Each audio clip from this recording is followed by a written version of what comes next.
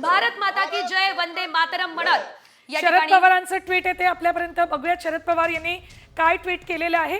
आपल्या छातीवर गोळ्या झेलून भारताच्या सार्वभौमत्वाचं रक्षण करणाऱ्या भारतीय सैन्य दलावर प्रत्येक भारतीयाचा पूर्ण विश्वास आहे. आज तोच विश्वास सार्थ ठरवत भारतीय हवाई दलानं मध्यरात्री 1:30च्या सुमाराला अतिरेक्यांच्या 9 ठिकाणांवर यशस्वी एअर स्ट्राईक करून पहलगाममधील दहशतवादी हल्ल्याचा बदला घेतलाय. या कारवाईत पाकिस्तानी नागरिक किंवा पाक लष्कराच्या कोणत्याही ठिकाणाला धक्का न लावता अतिरेक्यांच्या 9 लक्ष्यांवर अचूक आणि नियोजित हल्ला करण्यात आला. भारतीय सैन्याच्या शौर्यपूर्ण कामगिरीचा संपूर्ण देशाला अभिमान आहे असं शरद पवार म्हणतात. भारताचं सार्वभौमत्व आणि नागरिकांची सुरक्षा अबाधित राखणाऱ्या तसंच पहलगाम हल्ल्याचं योग्य प्रत्युत्तर देणाऱ्या सर्व भारतीय जवानांचं मनपूर्वक अभिनंदन. जय हिंद असं शरद पवार यांनी ट्विट केलेलं आहे.